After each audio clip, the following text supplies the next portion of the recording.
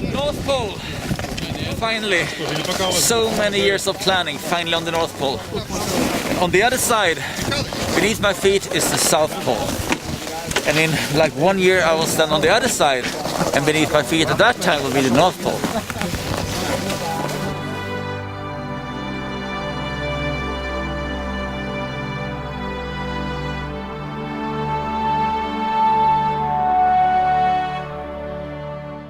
It's impossible to reach any goal in life without taking some kind of risk. Every time we do something different, it will be involved with some kind of risk. For me, risk-taking has been a part of my life, especially during my adventures. The hard part is to find people that have the same kind of idea of risk as you have.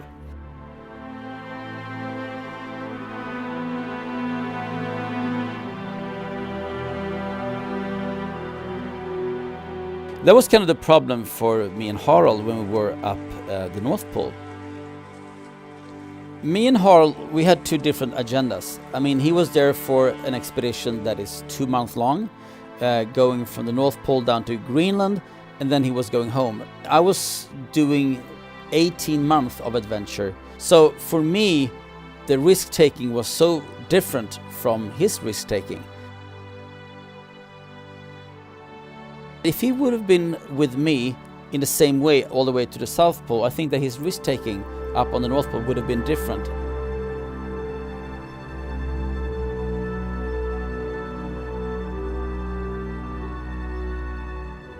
Just being on the North Pole is a risk in itself. We have the polar bears, we have the open leads, the cracks in the ice, and also you feel that the ice is moving the whole time, so the ice can actually crack beneath your feet. If you have an injury, if you have an accident, if you hurt yourself, if you need, for example, support, a helicopter can't land. In the North Pole area, you're very, very alone. You have to rely on yourself.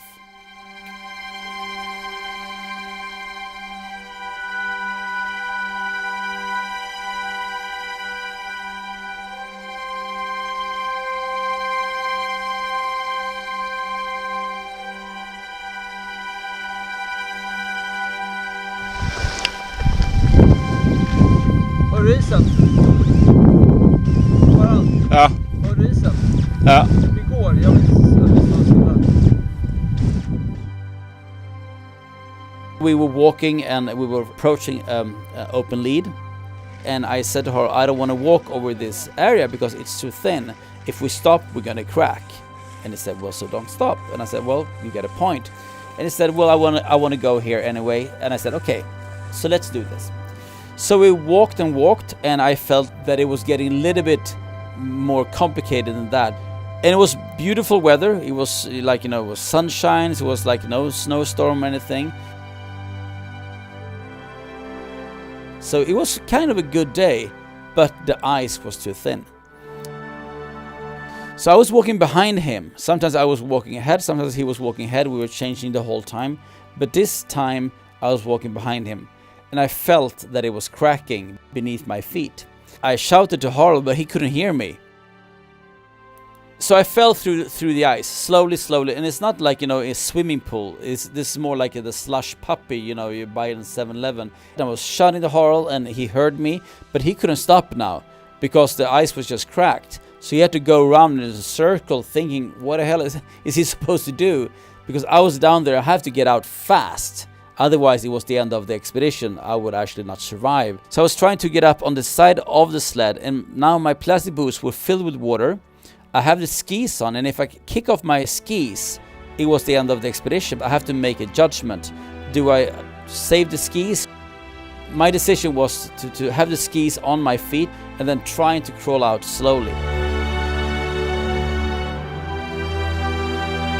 Harald had been now going around in a circle, throwing me rope. So I have the rope, and I take the rope, and slowly, he just go on, and I tried to crawl up on the ice while he was walking. And he was scared also, because he knew that if he falls in, we're gone. After a long time, maybe it was not a long time, but for me it was a long time. Maybe it was a minute or 2 minutes before I get out of the ice. Then it was also maybe a minute or two while I was dragging behind him on the ice, getting up to thicker ice in my wet clothing.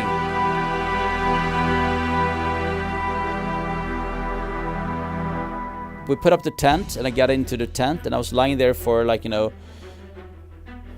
think it took me 3 days before I got really, really hot again, and warm. And here's a guy that I don't really get along with. We have different arguments regarding safety and risks. But now he just saved my life. That's a kind of an odd situation.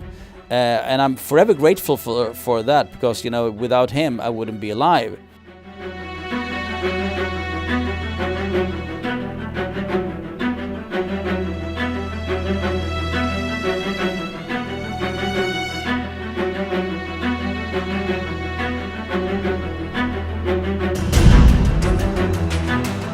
I never really started the expedition, but a few times, involved with risk taking, I felt like maybe the risk is too high. For example, when falling through the ice, or jumping over the open leads, or seeing the tracks of the polar bear, I felt like maybe the risk is too high. So the reason why I do these explorations and expeditions is because there's no place on earth where I live so much than during an expedition.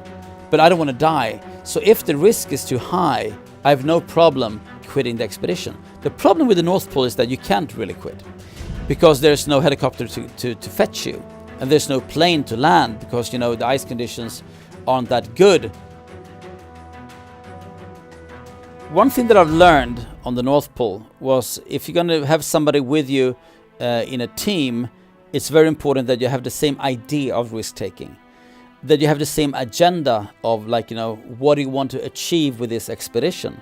If you're on a mountain and somebody says that my agenda is to reach Camp 1 and my agenda is to go up to the summit and down, then I understand this other guy. I understand that he has a different agenda than I have. But we cannot really be on the same expedition because we are balancing also our efforts, our energy, and our strength, and also the risk-taking in a whole completely different way.